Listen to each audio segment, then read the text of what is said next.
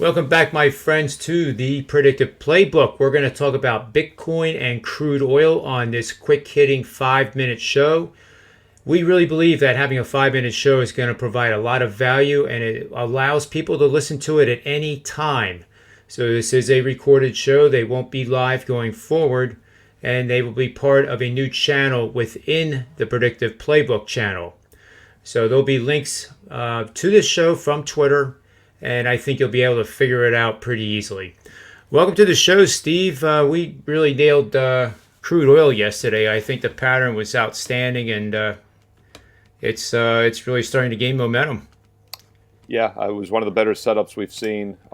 We were calling crude short a couple weeks ago, and it took a quick drive, as you see with that red down candle about a week and a half, 2 weeks ago, and then about 2 days later, it came right back up, and you see how we had kind of had a doji candle in between there. So it looked like it was short-lived, but the way it was starting to roll over, as we talked about yesterday. But once again, wouldn't be surprised to see maybe a little bit of a bounce tomorrow. Maybe get back up to the 2 day ago candle, but I think long term the trend is down for several reasons. I mean, we're technical handicappers here when it comes to the markets, and if you just look at the technicals, I mean, crude has been on a monster uptrend really all the way since the COVID break of April of 2020. Of course, the front month contract momentarily traded negative, don't forget. So technically, this was below zero at one point a year and a half ago, and Yeah. now it's at 70. So obviously, whenever anything makes a big run like that, a 300% run, whether it be lumber, Bitcoin, now oil, we've seen monster corrections after that. So there's definitely a lot of downside potential reward. But we'll see where this plays out. I mean, if you look at it, it's faltered to take out its all-time high like 3 times now over the past month. If you look at those highs, about all the way to the left there, and then it came little bit of a drop, it came up, and then a huge drop, and then it only came up about 50-70%. Now it's dropping again. So we might see a little bit of a pullback, but I think the risk reward is setting up really nice still. If you didn't get in yesterday when we recommended getting in, you've obviously missed a little bit. Might want to wait for a pullback, but then again, you might never end up getting in if that's the case, but that's okay. Sometimes you don't get in the markets, you miss the move. Same thing happened with Bitcoin that we'll get to in a moment. It had a monster gap open 2 Sundays ago, and we had called for it to run after that Friday, that week in the show. We said, looked like the floor is in it. So both oil and Bitcoin have done the same thing. After we liked the move one way or the other, it came out with a monster move, and people kind of missed it momentarily. But if you chased it 2 weeks ago, you got in at the low there. If you waited for a pullback, you got another opportunity yesterday and today to get in. And I think that's the case with Bitcoin as well. Yeah, I agree. The move from the trade yesterday, at the time that we were saying that we're going to add this to our portfolio of positions, which is long the Australian dollar at 73.90 basically, and also I'm short the S&P in this account too at 44.04. So the movement from the time of the show in crude oil to right now is a $2,900 profit per contract.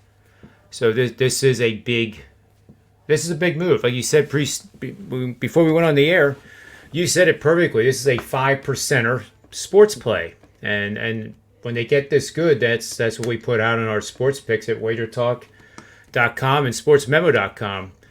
But what do you think, any changes in your opinion on Bitcoin?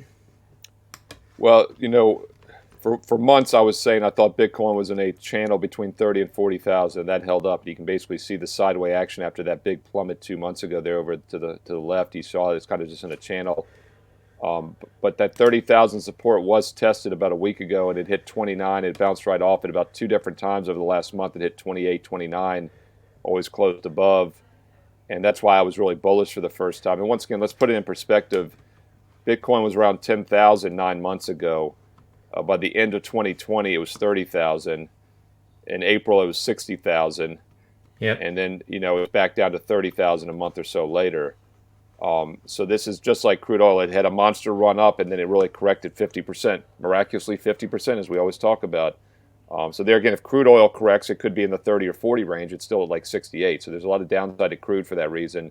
But for the first time in a while, I think there's some upside to Bitcoin because I really think, once again, you put your stop loss in maybe at 28. I think 29.30 is the support. So let's give it a little wiggle room at 28. And last week it was around 32 when I said that. But as you see that gap open, 2 Sundays ago there, that big green candle, you were unable to get in at that price. It went from 32 to basically 35, 38 instantly. And we've seen a little bit of a pullback, but I'm not sure we're going to see much more of a pullback, and it is up today. So I think this is, once again, probably about the best chance to get in if you really think it's got a long-term potential. Your risk reward is about 10 to the downside, and who knows how much to the upside. There's some analysts talking about 100,000 or more. So if that's the case, your risk reward to the upside is 60 plus thousand with the $10,000 downside. So once again, we have stop losses for all these trades. We're not just going into them blind. And I still think there's a lot of good upside potential. And as you see, it broke that trend line, that blue trend line. And not coincidentally, the gap open was right on each side of that trend line. So, maybe it gets back down to test that gap open. It often does. But I don't see it. I think it's a little too far away. I think at most it's only going to be down another 2,000-3,000, and then it's going to probably run. So you can maybe wait to get in at a slightly better price. But I think, and that's a good support resistance level right there, and that's right halfway through the big candle. And if you look at yesterday and today, the lows, the open and closed lows for the last 2 days are right above that line. So I think this is, once again, about as good as you're going to get for a long-term perspective on Bitcoin. And just to put it in perspective, when it went from 30 to 60 the first 4 months this year, that was a lot of speculation, obviously. And that got flushed out. And I really feel like 29.30 is the long-term support for whether it be institutions, companies, that are holding. So I think there's some really good support for that reason. And if it was to break that, something fundamentally is wrong, but I don't see that happening. So once again, I think 28 for your stop loss, maybe even 29 or 30, and unlimited reward to the upside, until we see otherwise. So bullish on Bitcoin here for the long term, even though I'm usually somewhat of a short-term swing trader. Yeah, I like it, Steve. And for tomorrow's show, for the Bitcoin part of it, I'm going to analyze some option strategies. Start out with some basic ones, which would be just a bullish call spread where we're going to buy one call, we're going to simultaneously sell another to create the spread. And it's a very conservative play. It's more conservative than actually betting or using the futures contract. So that's something to look forward for the viewers to look forward to tomorrow. And option trading with this kind of stuff is a real good thing to do. I don't know how else to say it, but if you're very bullish on Bitcoin, I know I'm going to come up with some strategies that will be better than buying the contract and be less financial risk. So let me get rid of this chart here. So that's really all we're going to do today, guys. We're short crude. We like that pattern. It retested the low of that hammer that we saw yesterday, which was textbook example. It doesn't get any better than that one. And we're going to look for follow through. If that closes near the low today in crude oil, there's no reason to think that it's not going to test the waters below. And Bitcoin here, I do think, like Steve does, that this is getting close to where you can conservatively get involved at a very, very good level, somewhere hopefully around 36.5. But that'll do it, Steve. I appreciate your time and look forward to our other 5 to 10 minute segments because these are fun to do.